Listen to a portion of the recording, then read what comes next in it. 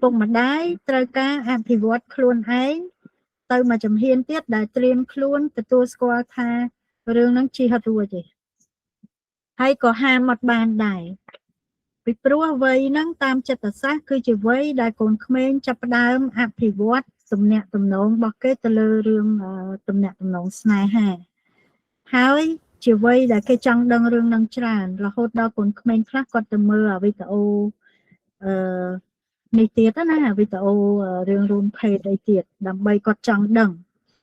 ហើយនៅសាលាបើតាមបទពិសោធន៍ខ្ញុំការខ្ញុំនៅជំនាន់ខ្ញុំហ្នឹងតទី12បានរៀនពីរឿងហ្នឹងប៉ុន្តែឥឡូវដូចជា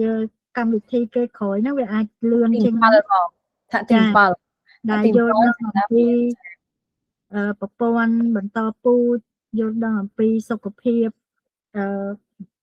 ផ្លូវភេទអីអស់ហ្នឹងហើយអាហ្នឹងវាជាអីដែលនៅក្នុងវ័យហ្នឹងត្រូវការចង់ដឹង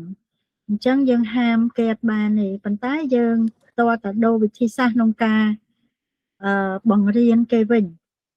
ដោយមិនមែនជាការហាមឃាត់ទេប៉ុន្តែជាការដែលយើងអាចនៅសាលារឿងផ្សេងប៉ុន្តែនេះខ្ញុំនិយាយសម្រាប់ពុកម្ដាយនៅផ្ទះបើសិនជាអាចបើកចំហក្នុងការនិយាយគ្នាពីប្រធានបទហ្នឹងជាមួយកូនហើយព្យាយាមបង្កើតតំណតំណងការសន្ទនាមិនដែលមិនមែនជាការដាក់សម្ពាធហាមឃាត់គេមិនឲ្យ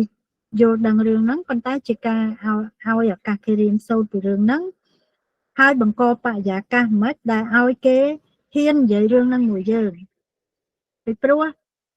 តែដល់វ័យគេដែលត្រូវចង់ដឹងរឿងហ្នឹងហើយយើងហាមគេអត់បានទេអញ្ចឹងបើយើងមានជំរើសតែពីរឯងរវាងធ្វើជាពួកម៉ាក់គេឲ្យគេនិយាយមួយយើងបានគ្រប់រឿងហើយនឹងមួយទៀតឲ្យគេលាក់យើងគ្រប់រឿងបើសិនជាយើងធ្វើត្រូវគេនឹងលាក់យើងគ្រប់រឿងតែបើយើងធ្វើត្រូវគេនឹងនិយាយមួយយើងគ្រប់រឿងអញ្ចឹងយើងចង់បានជំរើសមួយណាហើយបើតាមចិត្តសាស្ត្រកូនក្មេងគេដែរចង់លាក់យើងឯម៉ែឪជាអត្ថិភាពទី1ប៉ុន្តែដោយសារនិយាយអត់បានគេទៅរកពុកម៉ាក់គេ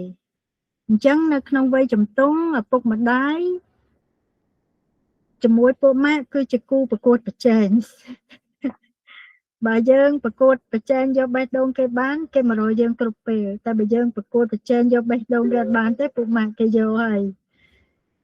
តែតាមចិត្តរបស់កូនក្មេងហ្មងគឺគេចង់មករកពុកម្ដាយជាអត្ថិភាពទី1តែមកពីរទៅចេះតែក្តៅរទៅចេះតែទទួលការស្ដីបន្ទោសរទៅពុកម្ដាយអត់យល់ពីគេអត់ស្ដាប់គេអ្វីមួយទៀតដែលគេត្រូវការឲ្យយើងស្ដាប់គេដើម្បីយល់ពីគេអញ្ចឹងបើយើងអាចធ្វើអញ្ចឹងបានយើងអាចយកបេះដូងគេបានគេមិនទៅរកពុកម៉ាក់គេទេទោះបីរកពុកម៉ាក់ក៏ដោយក៏គេមករកនៅតែមករកយើងអញ្ចឹងហើយបើសិនជាបងប្អូនអាចកសាងតំណែងល្អមួយកូនជំទង់នឹងបានទេប៉ុន្តែអាហ្នឹងវាត្រូវកសាងតាំងកូននៅទូចចាបើសិនជាយើងមានតំណែងល្អជាមួយកូនហើយស្រាប់យើងមានគ្រឹះរឹងមាំអញ្ចឹងពេលវ័យជំទង់ហ្នឹងយើងដូចមិត្តភក្តិកូនអញ្ចឹងមានការអីក៏គេមកពិគ្រោះមួយយើងមានការអីក៏គេមកសួរយោបល់យើងមានការអីក៏គេមកអាប់ដេតមកធ្វើបច្ចុប្បន្នភាពប្រាប់យើងរហូតថាគេធ្វើអីគេនៅណាគេពួកម៉ាក់មិនអីមិនហ្នឹងគេនឹងរៀបរាប់ប្រាប់យើងហើយប៉ុន្តែសំខាន់ឪពុកម្ដាយមានពេលវេលានិងធម៌ពលស្ដាប់កូនអត់ប៉ុន្តែភាគច្រើនពេលយើង stress យើងរវល់មមាញឹកក្នុងការងារពេកទៅ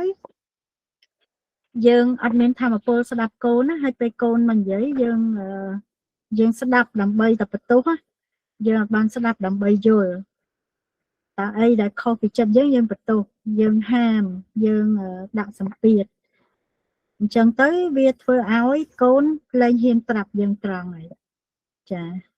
ហើយមិនមែនគេហ៊ានប្រាប់យើងពីដំបូងមកណាតាមពិតគេព្យាយាមប្រាប់យើងហើយប៉ុន្តែរាល់ពេលដែលគេប្រាប់ការពិតអីមួយគេ